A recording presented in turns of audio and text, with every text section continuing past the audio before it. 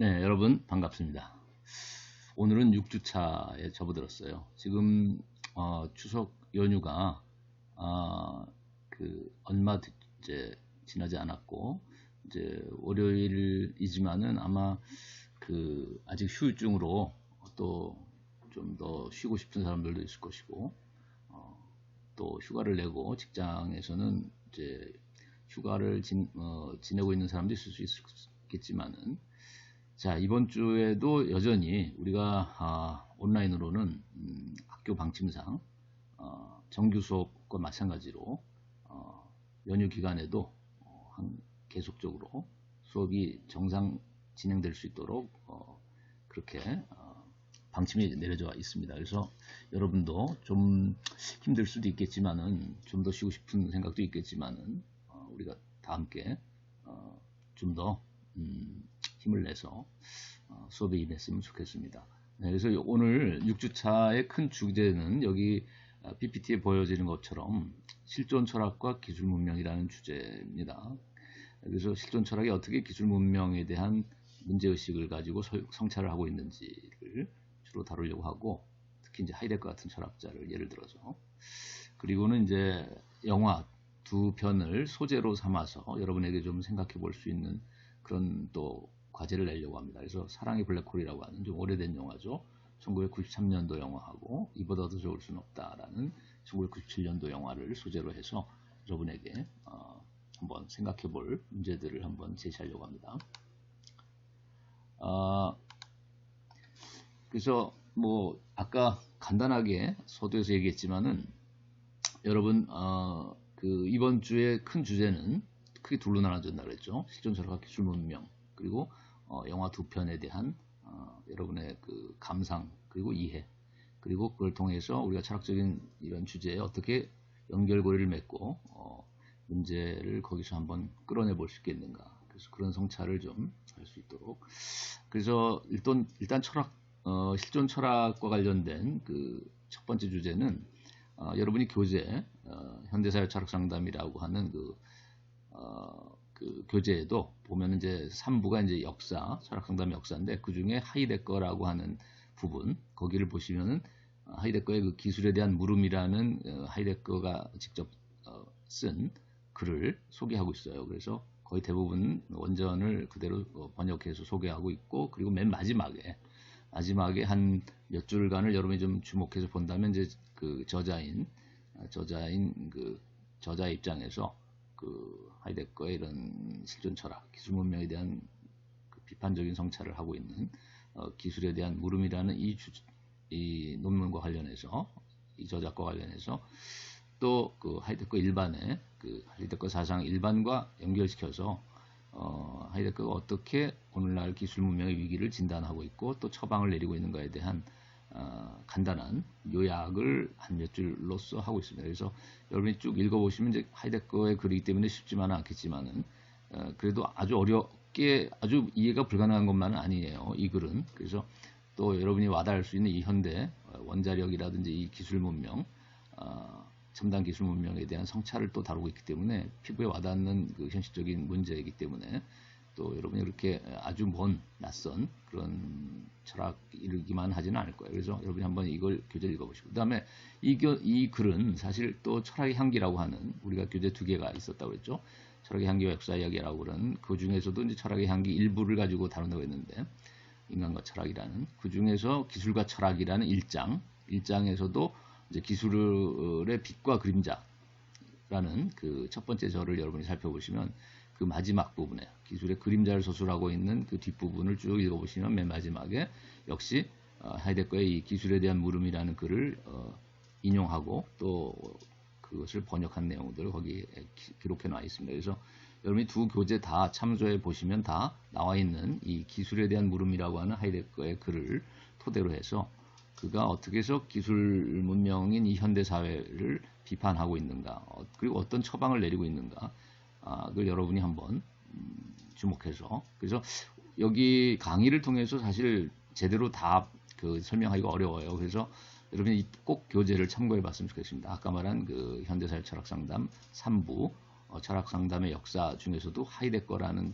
그 챕터 거기에 보시면 이 글이 그대로 원문이 나와 있고 또 철학의 향기의 인간과 기술과 철학이라는 1장의 1절 기술의 빛과 그림자의 맨 마지막 부분 그림자를 서술하고 있는 뒷부분을 가서 보시면 역시 이 기술에 대한 물음이라는 글이 올라가 있고 그러니까 여러분이 또 거기에 또 이 하이데거와 관련된 나름대로의 또 설명이나 해설이 있기 때문에 여러분이 두 교재의 아까 말한 부분들을 잘 참조해 보시면은 좀 더 심화된 이해에 도달할 수 있을 것 같습니다. 강의 가지고만은 부족할 것 같고요. 좀 어려울 수도 있습니다. 그래서 여러분이 그 교재를 꼭 참조해 보시기 바랍니다. 그 다음에 이제 두 가지 영화를 소개하고 있어요. 그래서 사랑의 블랙홀, 그 다음에 이보다 더 좋을 수는 없다라고 하는 이 두 영화에 대해서 이 강의 중에 간단하게 뭐 요약이라고 할까요?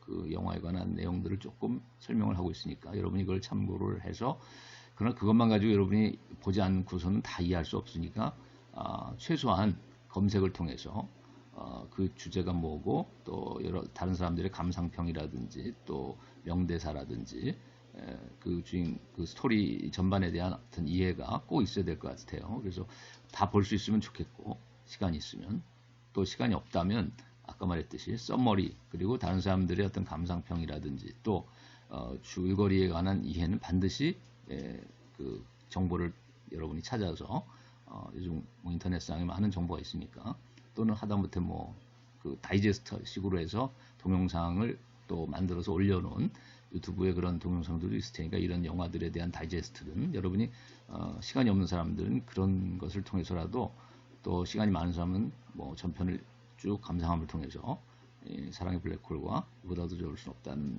영화를 한번 여러분 이해를 하고 그리고 이 강의를 소화했으면 좋겠습니다.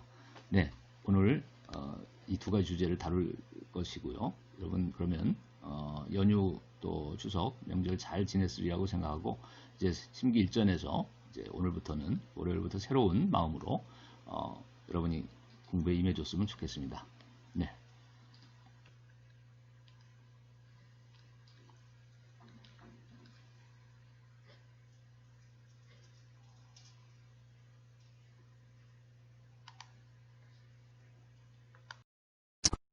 여러분 반갑습니다.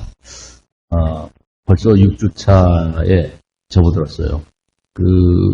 사실 다음 주, 즉 6주차에는 대면 수업을 할 것이라고 저도 기대를 했고 아마 학생들도 그랬을 거라고 생각했는데 학교 측의 방침이 일단 연기로 이렇게 가닥이 잡혀서 아마 또 몇 주간 글쎄 지금 정확한 시를 확정해 놓지 않은 채로 연기를 이제 인터넷 수업을 연장하는 걸로 결정한 것 같습니다. 그래서 여러분하고 이제 언제 만나게 될지 나도 확실하게 장담할 수는 없는데 아무튼 여건이 이렇게 상황이 이런 상황이다 보니까 좀 정말 갑갑한 이런 상황이긴 하지만은 여러분도 좀 더 힘을 내고 나도 또 힘을 내서 수업이 좀 더 의미 있는 수업으로 짧은 시간이지만 만들어가도록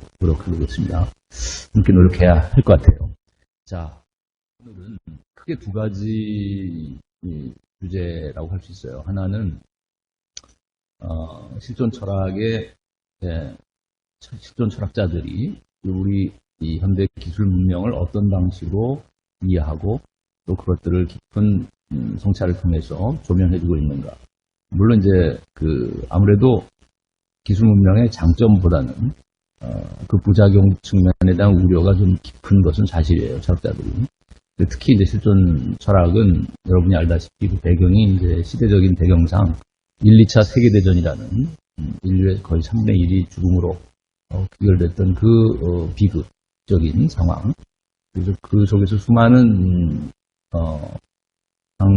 상해와 또 죽음을 맛본 그런 이제 경험을 통해서 그것이 이제 과학기술 문명의 최첨단 무기들을 통해서 이루어졌기 때문에 그러한 인류의 기름이 과학기술에 대한 관점이 실존 철학자들은 또 실존 철학자들이 볼 때는 그렇게 긍정적일 수만은 없었던 것 같아요.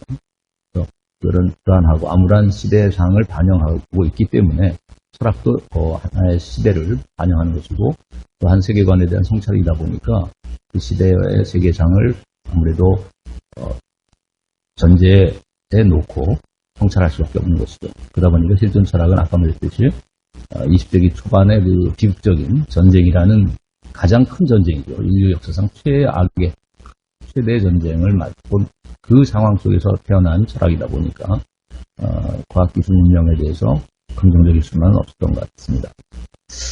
오늘은 그 많은 실존 철학자들이 있지만 킬케골이라든지 아스퍼스라든지 사르트, 마르세, 지난번에 얘기했던 알베르 까미 등등 많은 이제 실존 철학자들이 있음에도 불구하고 오늘날 21세기까지 가장 큰 영향력을 미치고 있다고 말할 수 있는 철학자는 독일의 하이데거라고 생각이 듭니다. 그가 1900년대 초죠. 그 1927년이죠. 발표한 마르부 대학의 그 교수가 하면서 발표했던 그 책이 이제 존재와 시간이라는 유명한 저술을 남겼고, 그리고 그 초기를 대표하는 저작이지만 이제 후기에는 그 존재 자체에 대한 의미를 깊이 탐구하는 그런 성찰을 벨더리네 시라든지 릴케와 같은 낭만주의 시인들의 시를 해석함을 통해서 보여주고 있는데, 그래서 초반에 이제 하이데거는 그 인간에 대한 해석, 즉 인간을 이제 현존제라고 불렀는데 하이데거는 유일하게 존재에 대한 질문을 하고 진재의 의미를 물어가는 그런 존재가 바로 인간이기 때문에 인간을 그 현존제라고 불렀는데, 일단 그 인간에 대한 해석, 즉 현존제 해석학이라고 명칭 지은 이 초기 철학은 인간에 대한 해석이자 인간 실존에 대한 분석, 그래서 실존 분석론이라는 말도 썼죠. 그리고 이런 실존 분석이라는 말은 나중에 이제 다루게 될 마지막 주에 우리가 프랑클이라는 오늘날 현대적 의미에서의 그 철학 상담 치유를 열어놓은 정신과 의사이자 철학자인 그 빅토르 프랑클에게 큰 영향을 미쳐서 프랑클 자신이 자신의 철학 상담의 그 방법을 이제 실존 분석이라는 말로도 쓴 것이고, 근데 그건 하이데거가 처음 썼던 말일 수도 있어요. 야스퍼스 같은 철학자는 이제 그 실존 조명이라는 말을 썼는데, 하이데거는 실존 분석이라는 말을 표기해서 쓴다. 인지와 시간 같은 저서에서. 자, 그래서 일단 이제 하이데거에 대해서는 간단하게 그 정도 얘기하고, 오늘 조명하고자 하는 이제 주제는 이 하이데거가 쓴 그 작은 글, 기술에 대한 물음입니다. 이것은 지난 시간의 강의에서도 잠깐 언급을 했고, 그래서 여러분 교재에도 그 현대사회와 철학 상담이라는 그 교재, 여러분이 전문을 올려놨다고 했는데, 그 책에도 사실 이 전문이 나와 있어요. 그 3부죠. 현대사회 철학 상담 3부의 제 1장을 보게 되면 이제 하이데거의 물음이라는 제목으로 되어 있는데, 이것이 이제 바로 하이데거가 쓴 기술에 대한 물음이라는 글을 거의 이제 전문을 옮겨놓고 짤막하게 맨 마지막에 한 몇 줄간 제가 이제 요약을 핵심적인 의미가 무엇인가, 오늘날 또 철학 상담 치유의 관점에서 어떤 해석을 해볼 수 있을까, 이 글을 그 간단한 이제 그 마지막에 몇 줄을 이제 제가 요점을 잡아놓은 것이고, 전체적으로 볼 때는 이제 그 하이데거의 원문에 충실하게 그대로 옮겨놓은 건데요. 그 핵심만을 여기서 간단히 이제 우리가 알아보자면은, 하이데거가 볼 때 오늘날 기술 문명이라는 것은 이제 근대 과학의 응용이죠. 근대 과학의 성과로서 그 실천적으로 응용된 것이 이제 실용적인 기술들인데, 그래서 결국 근대라는 것은 이제 과학혁명이자 산업혁명 그리고 자본주의의 이런 그 발달을 가져왔던 시대인데, 이 근대를 우리가 보통 계몽시대라고 그러죠. 고대나 중세, 특히 중세와 대비시켜서 인류가 아주 빛난 진보를 일으킨 시대다. 인류의 문명이 진보되고 아주 진화될 것이다라는 낙관적인 유토피아에 대한 기대감이 가득했던 시대가 이제 근대 시대이기 때문에, 그래서 이 근대 계몽 시대가 이제 근대를 특징 짓는 하나의 대표적인 그 사상적인 조류가 계몽주의라고 하는 것이고, 데카르트도 계몽주의자고 베이컨도 하는 것이 힘이라고 말했던 경험론자 베이컨도, 또 뉴턴도 과학자, 파스칼 등등 해서 이 모든 사실 그 시대에 근대 철학자들은 다 계몽 철학자다라는 말을 칠 수 있어요. 근데 이 근대 계몽의 산물인 이런 수학을 방법으로 하는 정밀 과학의 발달은 대표적인 게 이제 물리학이고, 그다음에 화학, 생물학, 등등 사회과학 이렇게까지 쭉 발전돼 나갔는데, 이 공단 방법을 향해서 수학적인 통계라든가 수학적인 측정이라든가, 그래서 오늘날 이제 이런 정밀한 컴퓨터의 발달을 가져온 것이 바로 근대 과학혁명 이후의 이제 세계관이죠. 그래서 이런 근대 계몽 시대에 이제 이 수학을 방법으로 하는 정밀과학이 발달했는데, 이런 정밀과학은 이미 오늘날의 이런 첨단 기술 시대를 앞서서 항구적으로 인류가 자연을 정복해 나가고 또 지배해 나가고 또 비용 자원을 고갈시킬 만큼, 환경을 오염시킬 만큼 이렇게 착취를 하고 지배하고 정복하는, 자, 이런 오늘날의 기술 문명을 이미 벌써 선취하고 있다. 이 근대 과학혁명이라는 것이, 근대 과학의 본질이 오늘날의 기술 문명을 낳을 수 있는 그 싹을 이미 대체하고 있다. 이렇게 이해하고 있는 것이고. 그래서 오늘날 이제 가장 발달하고 있는 이런 첨단 기술들. 그래서 인간이 이제 이 세상을 기술적으로 지배하고 있는 것이 오늘날 현대사회인데, 이런 오늘날의 이런 현대 기술사회는, 기술 문명의 사회는 인간과 생명의 또한 위기를 초래하고 있고, 그러니까 이것이 자연과 환경이라는 우리 외부적인 세계의 위험을 우리가 느낄 뿐만 아니라 오늘날 우리 자신, 인간 자신, 인간 내면 세계까지도, 인간의 정신의 문제까지 얘기했죠. 지난번에 마음의 병의 문제가 우울, 불안, 강박, 공황장애 등 수많은 인격장애, 사이코패스들을 낳은 이 현대사회는 결국 외면의 세계뿐만 아니라 자연이나 환경 세계뿐만 아니라 내면의 세계인 인간, 정신, 인간의 가치관, 인간의 세계관, 인간의 인생관 자체를 또 피폐하게 만들거나 혼란으로 몰고 가는, 혼돈으로 몰고 가는, 자, 이런 위기를 낳는다는 거죠. 그래서 생명체 전반에, 그리고 인간 자신의 정신세계까지를 미치는 이 거대한, 그러니까 물질 세계, 생명의 세계를 넘어서서 유기적인 환경세계를 넘어서서 결국 인간 정신세계까지를 침투해 들어간 이 기술적 지배가 많은 사람들을 우울증으로, 자살로, 또는 신족살해라든지 아주 말하자면 극악한 그런 범죄까지도 낳고 있는 것이 아닌가. 그렇다면 결국 이런 기술은 단순히 인간의 편리한 수단이고 실용적인 하나의 인간의 행위다. 이렇게만 얘기하기는 어렵다는 것이죠. 그래서 하이데거가 볼 때 기술은 이미 이 현대를 지배하고 있는 하나의 여군이다. 역사적인 운명이고, 이것은 외부 세계뿐만 아니라 내면 세계를 포함한 모든 존재, 아니 모든 것들을 위기로 몰아가고 있는, 결국 그래서 존재의 위기까지를 얘기할 수 있는 그런 위험한 상황까지 도달했다라고 이제 어찌 보면 좀 비관적으로 진단하고 있는 것입니다. 기술문명을. 그래서 이제 하이데거는 독일 말로 게슈텔이라는 말을 쓰는데, 게슈텔이라는 말은 독일 말로는 이제 동사 슈텔렌 동사에서 파생된 것인데, 슈텔렌이라는 것은 무엇인가를 세운다는 것입니다. 스탠드, 영어로 말하면 무언가를 이렇게 앞에 세우는 것이에요. 그래서 세워진다라는 것인데, 이 게슈텔이라는 말은 결국 수동태로 세워진다는 얘기가 되겠는데, 이걸 우리말로는 어떤 사람은 닭달, 이렇게, 외국어 대학의 이제 이기상 교수 같은 분은 닭달이라고 보내줬어요. 순우리 말. 근데 잘 좀 생소한 말이고, 우리말로 오늘날 잘 사용하지 않다 보니까, 누군가를 닭달한다. 우리가 이제, 누군가를 갈군다. 뭐 이런 말도 쓰는데, 이제 군대 용어로는. 근데 이게 사실 몰아세운다.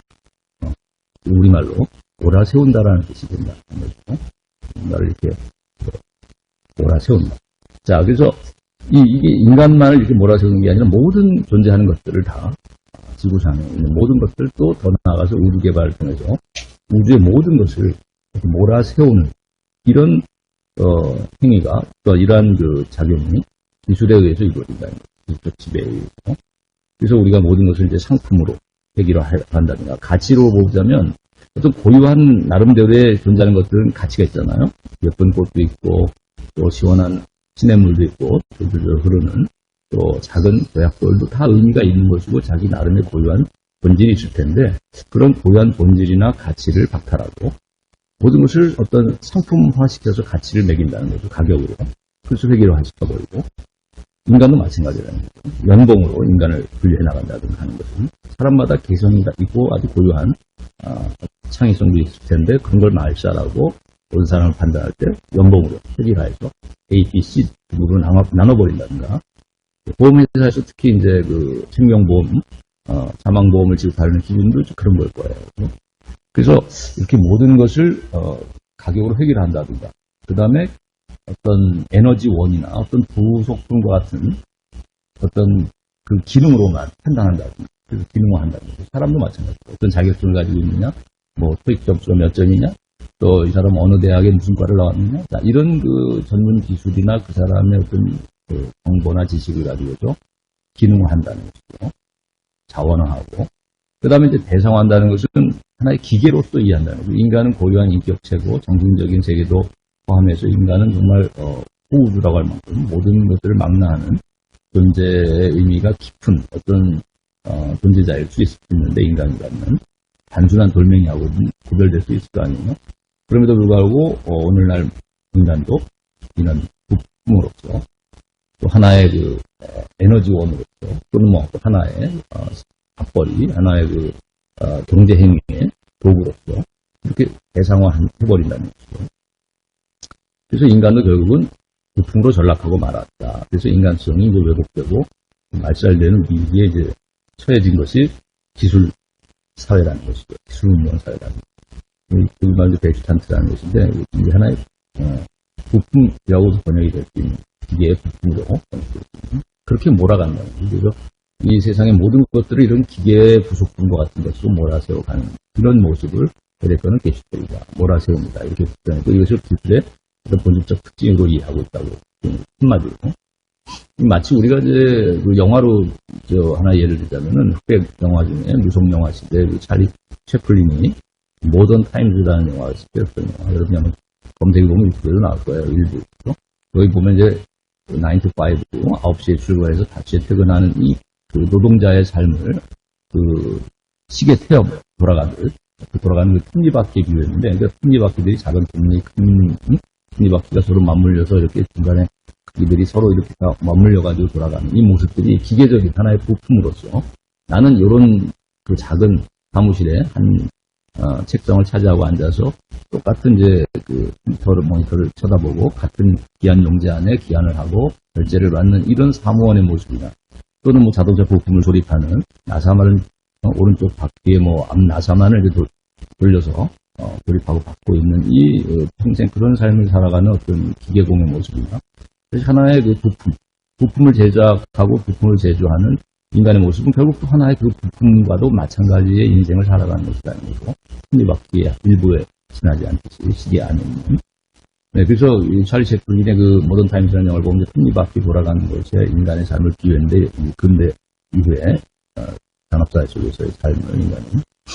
그게 이제 하이데거가 이걸 철학적으로 이제 해석하는 의미의 개념은 몰아세움이라는 말로 표현했죠.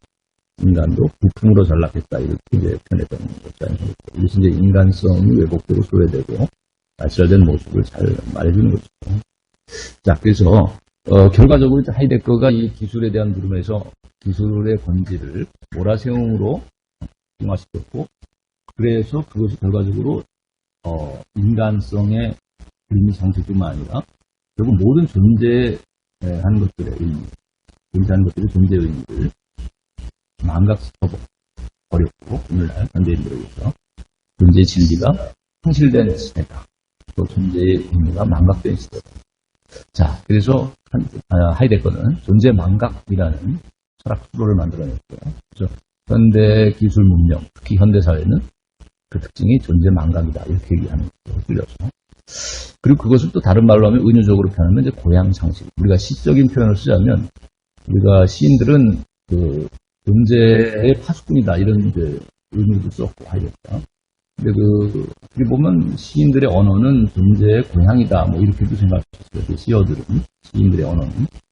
근데 그 고향을 상실했다라는 것이고, 다른 말로 하면 현대인들은 각박한 이 기술 문명 속에서 저마다 그 인터넷 정보를 서핑하고 또 쇼핑을 하고, 자, 뭐 오락을 하고 게임을 하고 또 이런 상거래를 또 주식 증권, 뭐 주식 투자, 뭐 부동산 투기 등등 해서 이 계산적으로 자기 삶의 이익을 풀려나가는 이런 데 혈안에 대해서 경쟁적으로 살아가고 있지. 사실 시를 읽을 여유를 갖고 있는 사람들이 정말 드물지 않는가. 그죠? 죽은 시인의 사회라는 예전에 이런 영화 전시도 있었는데 정말 오늘날 시인들이 살고 있다는 것 자체가 상당히 어려운 시대가 아닌가. 예술가들, 다른 말로 하면 진정한 예술가가 오락을 통해서 좀 유흥을 추구해 나가는, 흥행몰이를 추구해 나가는 그런 상업적인 뭐 영화라든가 상업적인 어떤 예술이 아니라 그야말로 정말 순수한 이런 아름다움과 숭고함이나 진실을 담아내고자 하는 그런 예술가의 삶이라는 것은 오늘날 너무나 힘든 시대가 아닌가. 그래서 고향을 상실했다. 시인의 마인드를 상실한 시대가 아닌가. 이런 생각이 해본다는 거죠. 그래서 그럼 해결책은 무엇인가? 우리가 이런 비관적인 기술 문명에 대한 진단, 현대사회에 대한 비판을 하이데거가 했다고 한다면 그럼 그가 내놓는 대안은 과연 없는가? 그의 성찰을 통해서 나온 대안이 무엇일까 생각하면 지난주에 잠깐 언급을 했거든요. 우리가 벌더스 헉슬리의 그 멋진 신세계에서도 그런 대안과 유사한 점이 발견된다고 해서 낭만주의적이다라고 내가 이런 평가를 했었는데 그 하이데거의 그 대안이라고 내놓을 수 있는 것은 존재의 진리를 다시 회복해야 되고 또 존재의 의미를 잃어버린 존재의 의미를 다시 되찾고 우리가 깊은 사유를 통해서 존재의 진리를 회복해야 되는데 그것을 다른 말로 하면 이제 비은퇴다. 알레테이아라는 그리스 말로 표현했어요. 그러니까 알레테이아라는 말은 원래 레떼의 불명입니다. 어원입니다. 레떼라는 말은 망각에 뜻하는 거죠.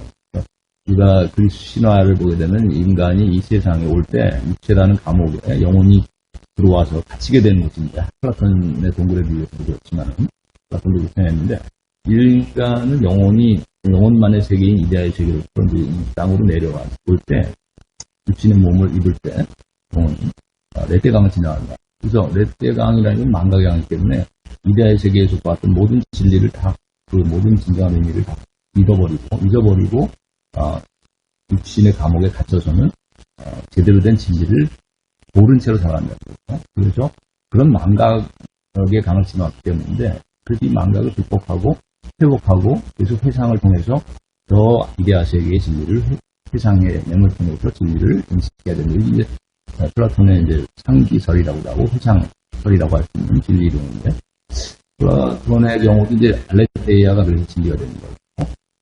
그리스 말로 알레테이아가 되는 플라톤도 그런데 하이데거도 알레테이아를 진리라고 표현하는 거죠. 그래서 망각했던 존재의 의미, 망각했던 존재의 진리를 되찾고 회복하고 회상을 통해서 다시 기억해내는 것. 이것이 이제 존재의 진리를 다시 회복하는 방식인데 이것이 이제 망각의 표정인 알레테이아고 이것은 바로 분출했던 것들의 의미를 되살려내는 작업이라는 것이죠.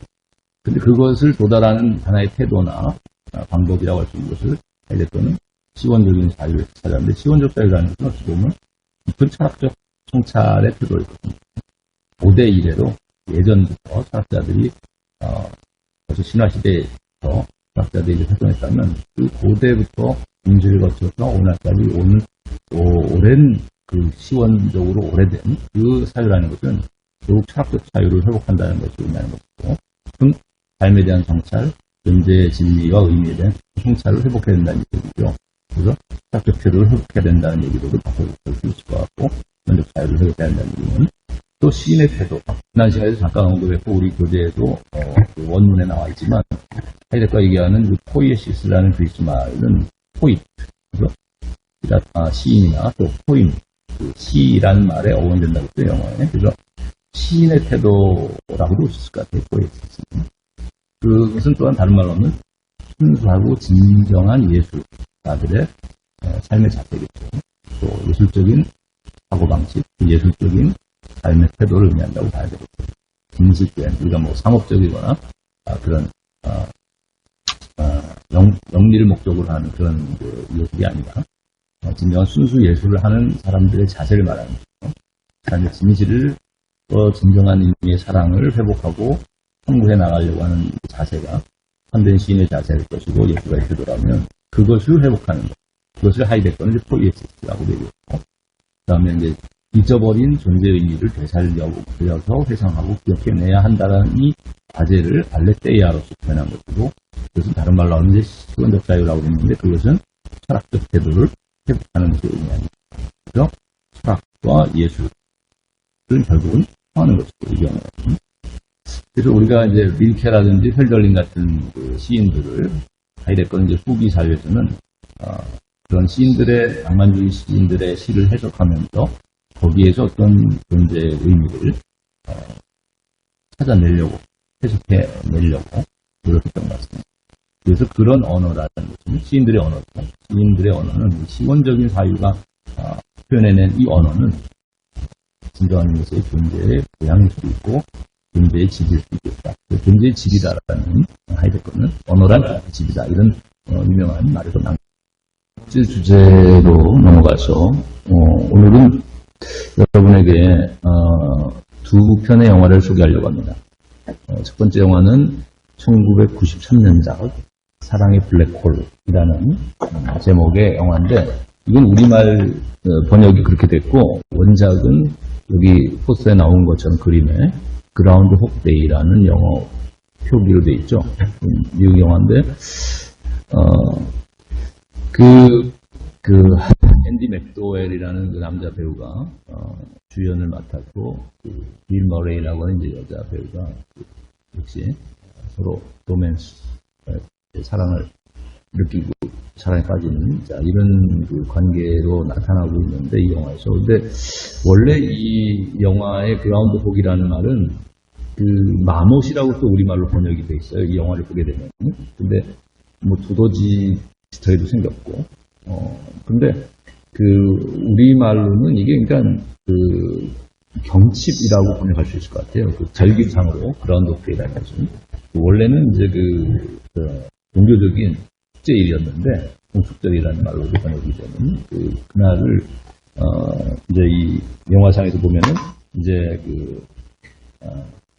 세속화돼서 그 축제가 이제 세속화된 오늘날로 이제 봄을 즐기고 봄을 만끽하고, 그러니까 봄이 된 것을 기뻐하는 그런 이제 축제일이 된 거죠. 우리가 마치 그 4월 이제 여름이 다 지났지만 벚꽃 축제를 하고 또 뭐 진해에서 무슨 축제를 하고 여러 가지 이제 봄이 되면 축제들을 많이 하잖아요. 또 여러분이 뭐 여러 가지 대학 축제도 벌써 고민했을 텐데, 여러분이 예전 같았으면은 올해는 아무것도 이제 이루지 못했지만은 이 축제를 여러분이 참여도 못했고, 그런 것처럼 봄을 기뻐하는, 추운 겨울이 지나고 이제 봄이 온 것을 기뻐하는 그런 날을 이제 그라운드 홉데이라고 하는 것이고, 우리는 이제 경칩에는 개구리가 태어난다고 그러죠. 겨울잠을 잘 때. 근데 이제 이 미국이나 이 서양에서는 아마 그라운드 홉이 튀어나온다.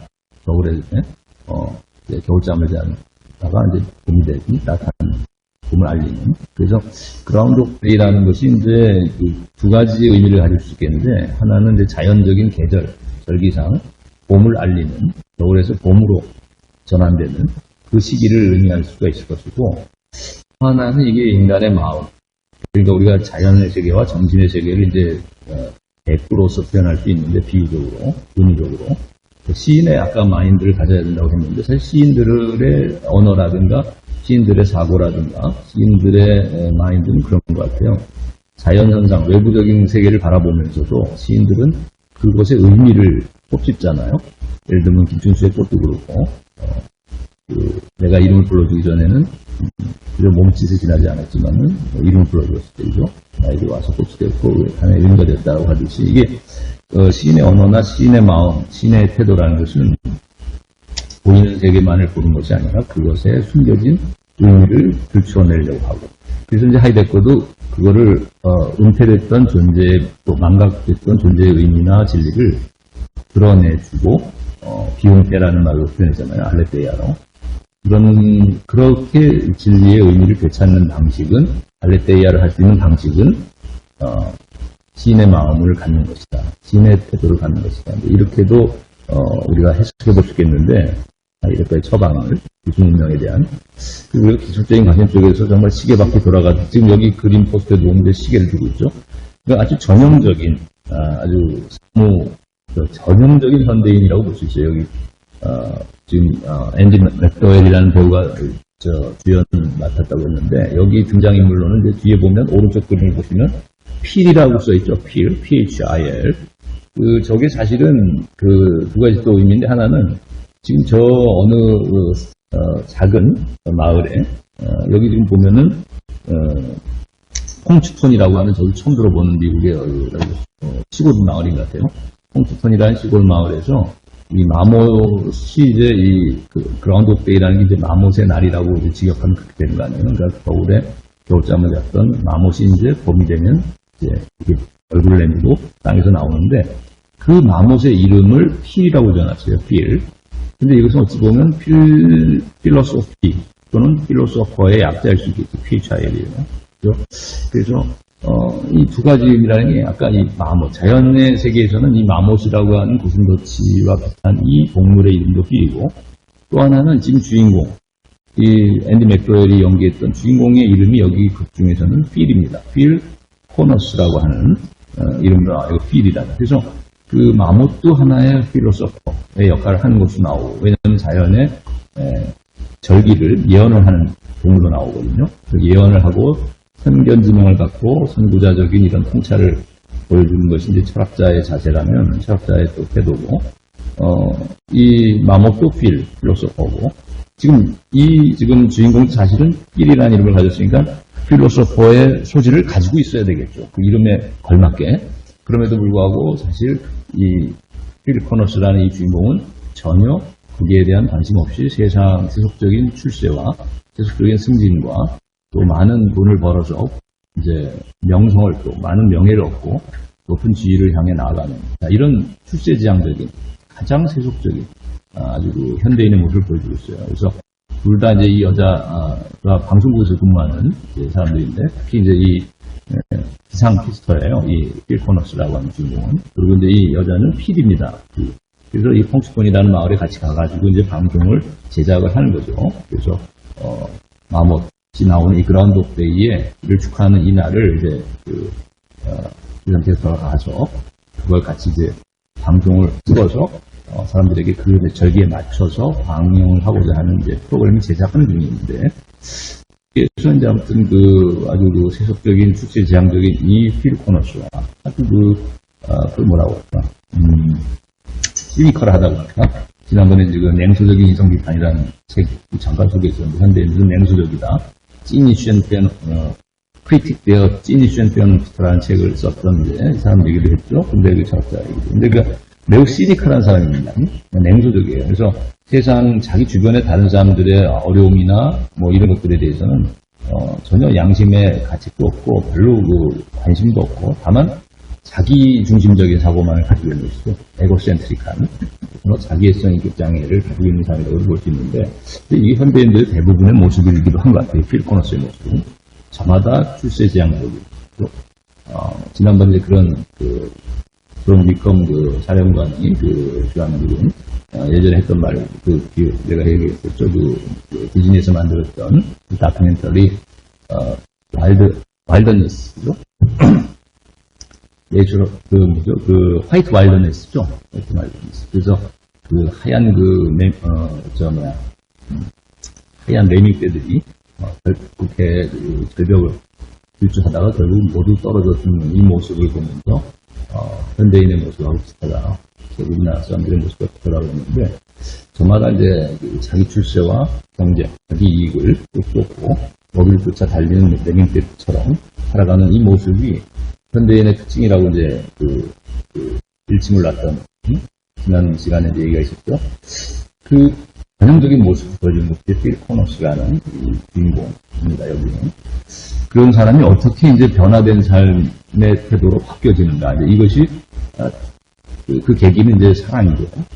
두 사람 간의 사랑이 이제 싹트면서 삶의 태도가 바뀌는데 그래서 이제 그 중요한 또 계기로 등장하는 것은 뭐냐면 여기 시계를 들고 있는데 반복된 시간. 요즘 타임슬립 영화도 있고 시간을 거슬러 올라가는 영화도 있고 그죠?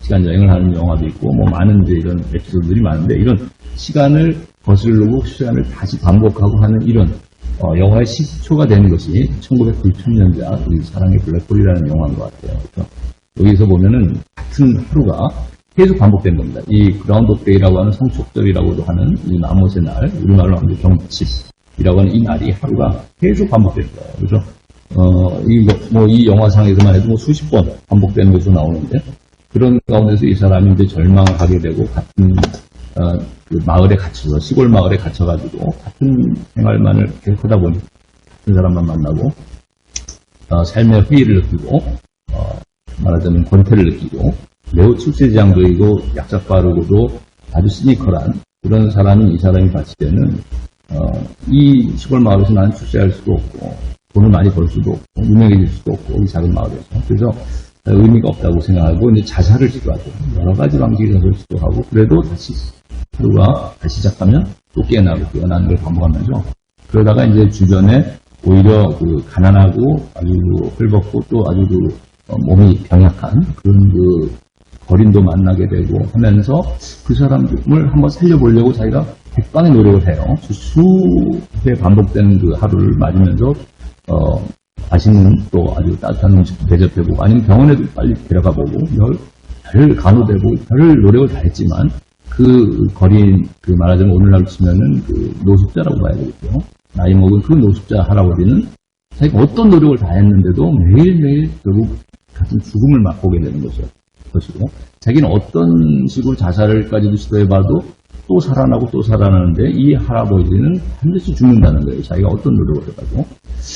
그걸 통해서 이 사람이 어떤 삶의 의미를 다시 꼽짓게 된 것이죠. 그야말로 다시 이제는 출세지향적인 약삭빠른 기술적이고 아주 이런 출세지향적 태도로부터 정말 철학적인, 하이데거가 말했던 예술가의 마인드로, 또는 철학자의 시원적인 사유를 하는 철학자의 마인드로 삶의 근본적인 의미를 되짚어보고 가치를 되돌아보는 삶의 인간의 의미를 또 되찾아보려고 하는, 그러면서 사람의 인간성도 또 삶의 태도가 바뀌고, 그래서 결국은 이런 이기적이고 아주 약삭빠른 삶으로부터 바뀌어서 한 여인의 사랑을 또 얻게 된다. 그러니까 그 약삭빠른 그 방식으로 어떻게 해서든 이 여인을 자기 손에 얻기 위해서 별의별 계략도 꾸미고 했거든요. 그러나 그때마다 이제 뺨을 맞고 빗자를 맞았던 이 사람이 결국 자기를 내려놓고 그 주변의 작은 사람들, 어려운 사람들 하나하나를 조금이라도 도와주는 이런 삶의 태도로 자기를 열어놓고 바뀌었을 때,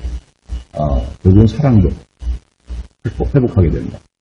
그래서 애인도 결국 자신의 품으로 들어오게 된다는 거죠. 그래서 이 사랑의 블랙홀이 주는 교훈은 상당히 이제 의미가 있는 것 같아요. 그래서 여러분에게 한번 오래된 영화지만 찾아서 이골이라도 살펴보길 바랍니다. 그리고 다음에, 1997년작, 이보다 더 좋을 순 없다. 이제 이 두 영화는 인격 치료라는 관점에서 다 공통적인 주제의식을 갖는 거라고 봐요. 그래서 다음 주에 이 또 과제가 나갈 것인데, 다음 주의 과제하고도 이 두 영화는 이제 연관성이 있습니다. 그래서 이 두 주인공, 이 영화의 주인공, 필이라는 주인공과 아까 필 토마스, 그 다음에 여기 이보다 더 좋을 순 없다에 나오는 지금 잭 니콜슨이 연기하고 있죠. 이 남자 배우. 악역을 주로 많이 했던 사람이었는데 여기서는 주인공으로 나와요. 그러니까 아주 나쁜 사람으로만은 나오지 않아요. 그러니까 초반에 보면 참 성격이 괴팍하고 강박적인 인격 장애를 가진 사람으로 나오지만, 그러나 나중에 보면 마음이 여리고 사실은 사랑을 갈구하는 사람이고 진정한 사랑을 애타게 찾고 있었던 사람이라는 것을 알게 되고, 그리고 진정한 사랑의 눈을 뜨면서 지금 오른쪽 그림에 보면 이제 여주인공이 나오죠.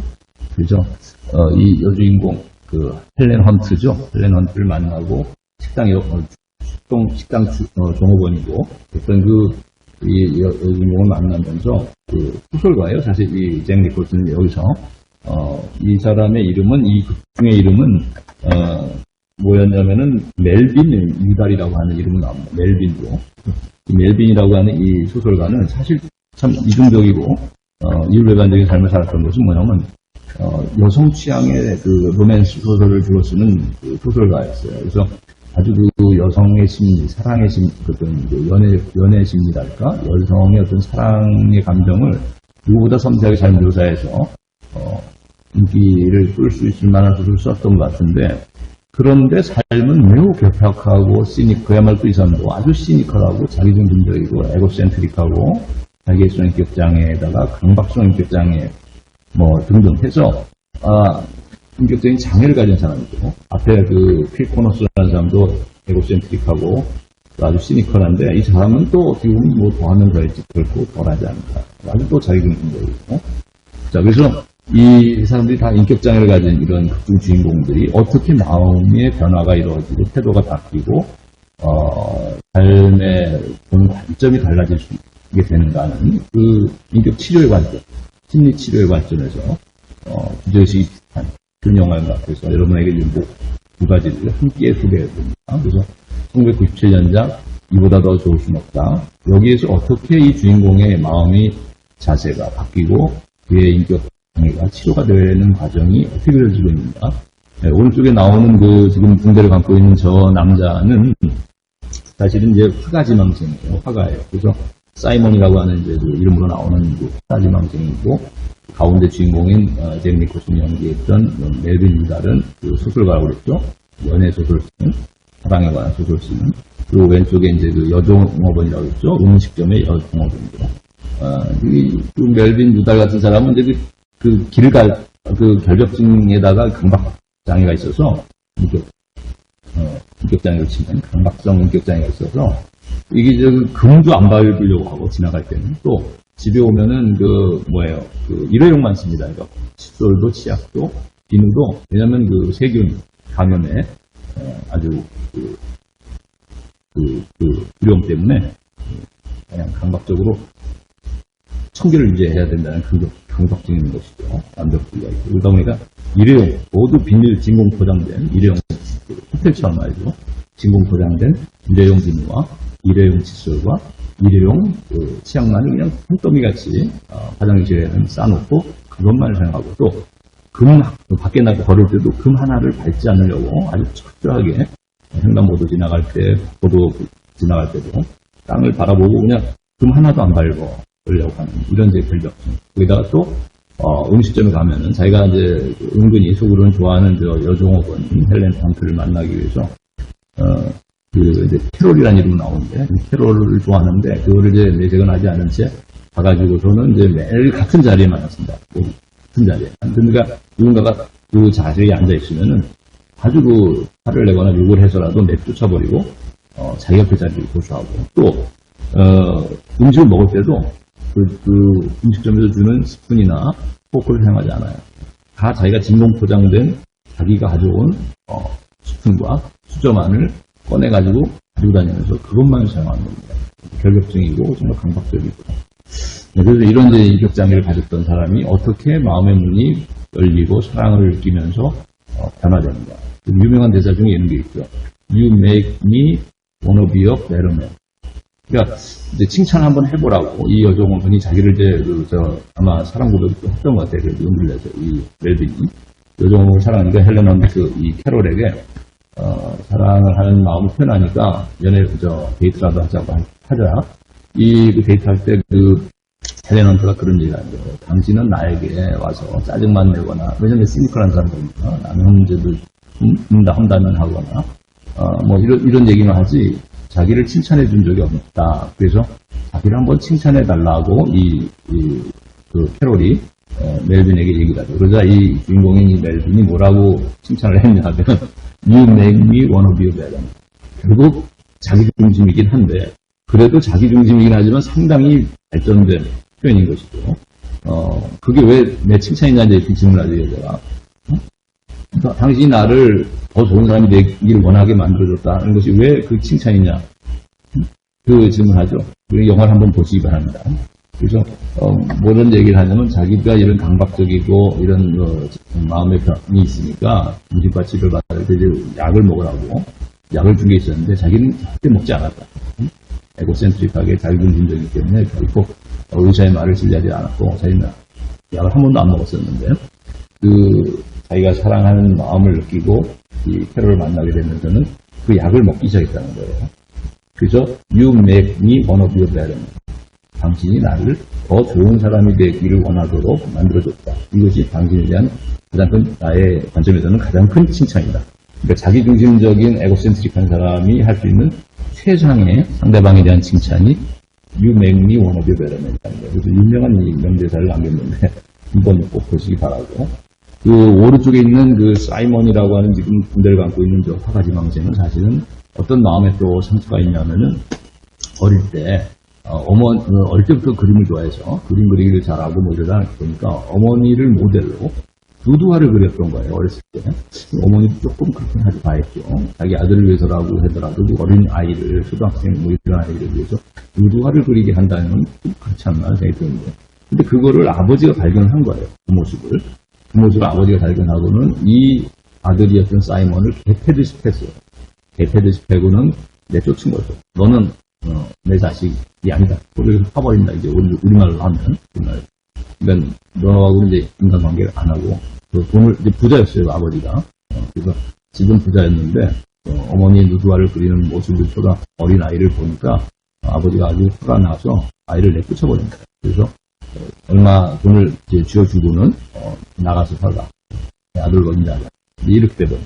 그러다 보니까 어릴 때부터 심한 아버지의 권위에 대한 어떤 불효, 또 거기에 거부당한 그 상처, 마음의 상처, 그러니까 애정 결핍이라고 봐야겠죠. 구성, 아버지로부터 사랑을 받지 못하고 어머니로부터는 사랑을 받았지만 또 어머니는 지나치게 어떻게 보면은 너무 자기 중심의 자기 아이를 감싸는 그런 식의 사랑이지 이것은 그것도 역시 좀 이기적인 마인드가 아니었나 생각해요. 아이를 위한다고 했지만 분별을 해가지고 아이의 좋은 것과 나쁜 것을 분별할 줄 알게 가르쳐야 되는데 그런 식의 교육은 시키지 못했고 그냥 해달라는 대로 다 해주고 어떻게 해서든 뭐 다 내주는 것이 그런 방식의 교육을 했던 것 같아요. 그러다 보니까 이것도 지나친 편에 비슷한 사람이 됐을 것 같기도 하고 아들에게는. 그래서 어머니로부터는 사랑은 받았지만 어찌 보면 그것은 뭐 모든 본능에 가까운 사랑이지 그렇고 교육적으로 한 인격체로서 만들어가는 사랑은 아니구나. 그래서 아버지로부터는 사랑이 되고 어머니에게서는 지나치게 사랑을 받았지만 이게 오이디푸스 콤플렉스 같은 공중분석 객관적으로 보자면 오이디푸스 콤플렉스가 이제 생겼다고 봐야 되겠죠. 어머니를 사랑하고 아버지를 미워하는 이런 어린 마음이 생겼을 것이고 이런 마음 상처를 가지고 이제 성장해서 독립해서 혼자 살아가다가 또 어떤 그 사기꾼을 만나서 모델을 해주겠다고 하는 그 남자 누드화를 그리다가 남자 그 사기꾼을 만나서 한 턱걸이가 들려들어서 자기의 모든 중요한 돈이나 뭐 이런 가족을 훔쳐가고 자기를 이렇게 린치를 가하고 간 것이죠.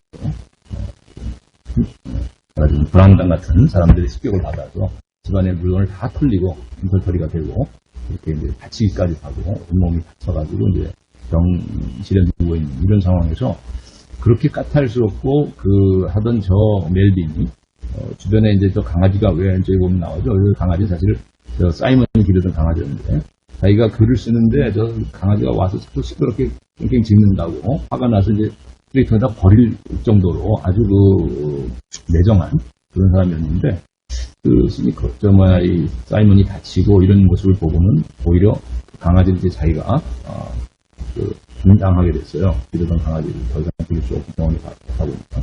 그러면서는 애정을 쏟고 결국 교감을 하고 동물과 친해지고 누구보다도 주인이었던 사이먼이 나중에 표현했는데도 저 강아지는 가지 않고 오히려 멜빈에게 이렇게 입고 싶어하는 둘이 같이 이제 이렇게 강아지를 부르면 멜빈 쪽으로 가는데 이런 모습을 보면서 사이먼은 아주 좌절하고 근데 아무튼 이런 여러 가지 이제 마음의 상처들을 가지고 있는 이런 세 사람이에요. 사실 아까 얘기를 안 했는데 이 캐롤이라고 하는 저 주인공 여자도 여자 공무이라고 했죠. 그 사람도 사실은 결혼에 아주 실패를 했던 사람이라고 봐야 돼요. 그러니까 아들을 하나 데리고 있는 미혼모였는지 아니면은 이혼한 여자였는지는 정확히 나오지 않지만 아무튼 사랑에 실패했던 경험을 가지고 마음의 상처를 가진 그런 여자고 그래서 혼자 아들을 한 10대 아들을 키우는 그런 여인인데 아이에 대한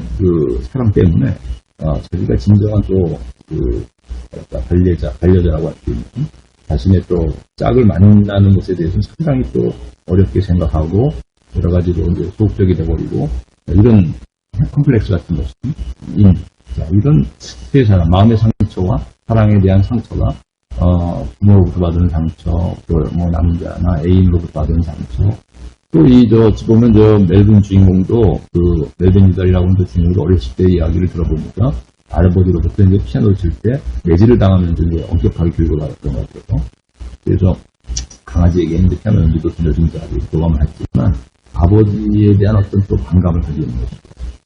아버지가 아주 엄격하게 그리고 자를 때리면서 자기를 박자를 맞추게 하고 피아노를 칠 때 엄격히 교육했던 이것이 마음의 상처로 남아있었던 또 그러면서 사회와는 단절된 삶을 살았던 뭐 이런 다 마음의 상처들을 트라우마가 다 있는 이런 사람들이 어떻게 셋이 만나서 서로 사랑하면서 그 트라우마를 치유해 나가고 본격적인 어떤 장애들을 극복해 나가는 그런 휴먼 드라마라고 볼 수 있는데 이보다 더 좋을 수는 없다라는 영화입니다. 그래서 여러분에게 두 영화를 소개했습니다. 그래서 한번 봤으면 좋겠다. 여러분이 시간이 없으면 최소한 줄거리라도 그 정보를 여러분이 얼마든지 구할 수 있으니까 제목만 치면 많은 정보들이 나올 테니까 감상성도 많이 있을 것이고 그래서 여러분이 이제 이런 영화들의 줄거리라도 여러분이 찾아보고 보면 있습니다. 네, 그래서 이번 주의 수업은 여기까지 하는 걸로 하겠습니다. 감사합니다.